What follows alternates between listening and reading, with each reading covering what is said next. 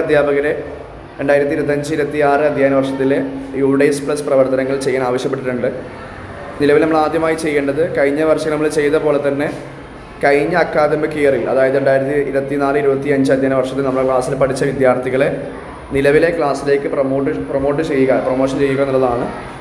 അപ്പോൾ കഴിഞ്ഞ 2 വർഷങ്ങളായി നമ്മൾ ചെയ്യുന്ന പ്രവർത്തനം തന്നെയാണ്, എല്ലാവർക്കും അത് ഫെമിലിയർ ആണ്.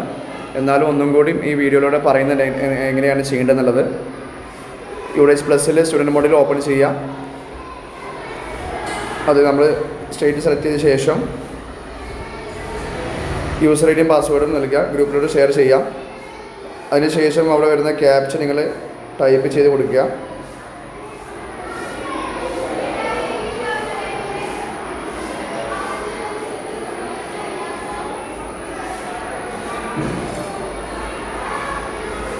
ഓക്കെ, തുറന്നു വരുന്ന വിൻഡോയിൽ 25-26 അധ്യയന വർഷത്തിൽ ക്ലിക്ക് ചെയ്യുക.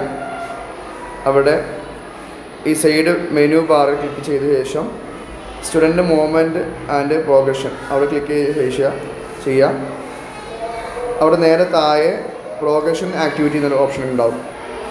പ്രോഗ്രഷൻ ആക്ടിവിറ്റി ക്ലിക്ക് ചെയ്ത ശേഷം ഇവിടെ ഗോ ക്ലിക്ക് ചെയ്യുക. നിലവിൽ കഴിഞ്ഞ വർഷം നമ്മൾ പഠിപ്പിച്ച ക്ലാസ് ഏതാണോ അത് സെലക്ട് ചെയ്യാം. ഞാനിവിടെ 2B എന്ന ക്ലാസ് എടുക്കുകയാണ്. അത് ക്ലിക്ക് ചെയ്യുമ്പോൾ കഴിഞ്ഞ വർഷം നമ്മുടെ ക്ലാസ്സിൽ കുട്ടികൾ താഴേക്ക് വരും.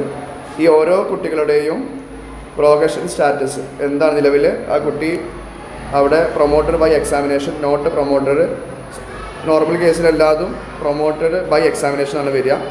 അത് കൊടുക്കുക. പിന്നെ കഴിഞ്ഞ വർഷം കുട്ടി നേടിയ മാർക്കിൻ്റെ പെർസെൻറ്റേജ്, അതേപോലെ തന്നെ കഴിഞ്ഞ വർഷം കുട്ടി സ്കൂൾ അറ്റൻഡൻസ് എടുത്ത അല്ലെങ്കിൽ കുട്ടി പ്രസൻ്റ് ആയ ദിവസങ്ങളുടെ എണ്ണം, അതേപോലെ തന്നെ ആ കുട്ടി നിലവിൽ ഈ സ്കൂളിലാണോ അതോ മറ്റേ സ്കൂളിലേക്ക് അല്ലെങ്കിൽ പോയിട്ടുണ്ടോ എന്നുള്ളത് കൊടുക്കിയ ശേഷം നിലവിലെ ക്ലാസ് എന്ത് ചെയ്യുക, സെലക്ട് ചെയ്യുക. അപ്പോൾ നിലവിൽ ഞാനിവിടെ ഒന്ന് എക്സാമ്പിൾ കൊടുക്കുകയാണ്.